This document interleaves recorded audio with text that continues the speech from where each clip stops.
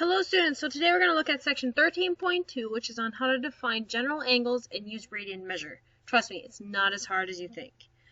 What you're going to want to have, a calculator, your notes, and of course something to write with so you can actually write in the notes. So, angles and standard position. You've heard of angles before in geometry, so we're going to apply that now to sine, cosine, and tangent. So each angle has an initial side and a terminal side. The initial side is, of course, at 0 right here. So it's always going to start right here, the positive x-axis. And the terminal side is where that angle is done sweeping out. Angles in standard position have a vertex at the origin, so right here, and its initial side is the positive x-axis. So it's going to be right here. That's where the positive x-axis is going to be. So we're always going to want to start sweeping it out from there. So positive and negative angles. You can have negative angles. You don't think about it, but now you actually can when you have this two-dimensional plane. The measure of an angle is positive if the rotation of its terminal side is counterclockwise, aka are you going from, if I have my x-axis right here, if I'm going that way, okay? It's negative if your rotation is clockwise. So if I'm going from here and I'm going that way, that's going to be a negative rotation. Now, angles can be formed by going around more than once. I could have a 45-degree angle right here, okay? If I go around one more time, I actually am going to make another angle. Theoretically, it's still 45 degrees, right? But if I go all the way around, I'm actually a different measure of angles. We'll take a look at a few of those today as well. So, drawing an angle with the given measure in a standard position. These are a little difficult to think through. You need to figure out where would 65 degrees be. So here is my 0, here's my 90, here's 180, and here's 270. That's how it's always going to be set up. So 0 and 90 is where 65 is going to lie, and it's going to be closer to 90. So it's not going to be in the middle because that's 45 degrees. So it's kind of going to be in the middle of those two, so about right there. So I'm going to put an arrow and show that I'm sweeping from 0, 0, my initial side of 0, all the way to 65 degrees. And I don't need to put a 65 in there. I will just show that I'm sweeping out to that.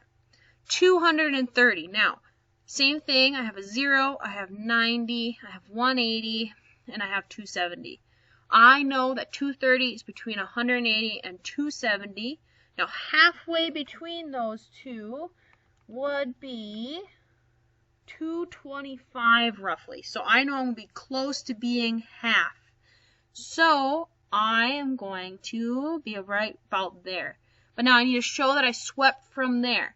So I'm going to put in a line there, go all the way around, and put an arrow saying that's where I'm ending up. So I started at 0, swung all the way to 230 degrees. What about negative 300?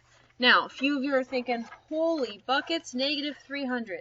Don't worry about it. You're going to start here and think opposite. So this is going to be 0, negative 90, negative 180, and negative 270. Okay? So now, if I sweep to 300, that's going to be 30 degrees off of this, right? So it's going to be roughly right there. Follow me so far. So now, I'm not sweeping from here to there, though. That's not 300 degrees. I went negative, so I'm going to sweep all the way around and put an arrow to point to there. That is negative 300 degrees. Now, 740. We're thinking, holy buckets, that's really big. Well, I'm going to find out how much that would actually technically be. So if I start here and I sweep all the way around, get to there, I have made a 360 degrees, right? So from my 740, I now still have 380 left to sweep. So I'm going to go around one more time, like that, and I have now only 20 degrees left to go. So then I'm going to draw my 20-degree reference angle, which is roughly about right there, and finish the rest of my spin. Whoops. So I went around twice to get to 740. That's why I have my angles, my spinning there to show that I went all the way around. Now, notice how 740 has the same angle as 20 degrees, same terminal side, right? Well, coterminal angles is what that means.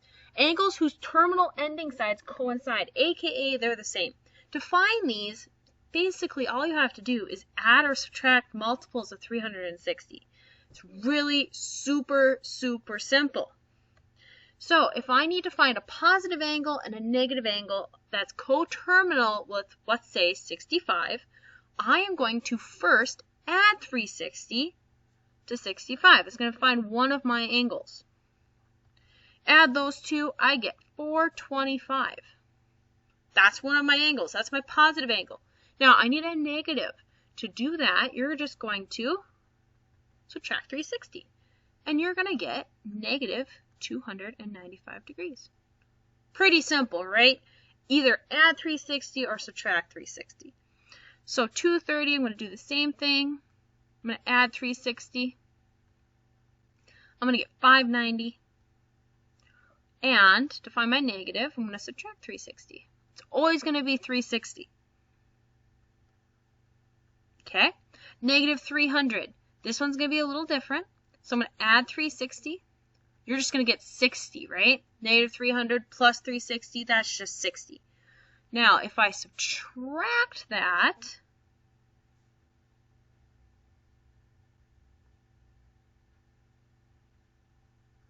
I'm going to get negative 660. I found a positive, but I found a negative. Pretty simple. So either add 360 or subtract 360. Now, you could continually add 360 and you would get many positive angles. You could continually subtract 360 and get multiple negative angles. So really super simple. Converting between radians and degrees. Now, we did that thing about radians today in class. Radians is a measure of an angle that cuts one radius's worth of the circle. Now, to convert, a lot of us, we think more in degrees than radians, just because we're wired for degrees more. And so what's what we're comfortable with right now? So to convert, you're going to set up a proportion, aka two ratios equal to one another. So you're going to go degrees over 360 equals the number of radians you have over 2 pi. So however many degrees over 360 equals radians out of 2 pi. Why 2 pi? That's how many radians are in a circle. Just like 360 is that many degrees in a circle. So let's convert 120 degrees to radians. So we're going to set that up. I have degrees over 360, so 120 over 360 equals x over 2 pi. All right. Multiplying across, I'm going to get 2 times 120. I'm going to get 240 pi. Just leave that pi there. Just let him sit there, okay? Equals 360x. Solving for x, because that's what we want to solve for. Divide by 360. So 240 divided by 360. If I simplify that down, you should get 2 over 3. And that pi is just going to stay there. So 120 degrees is 2 pi over 3. And that's the end of this video. This is Miss Marsh, signing off.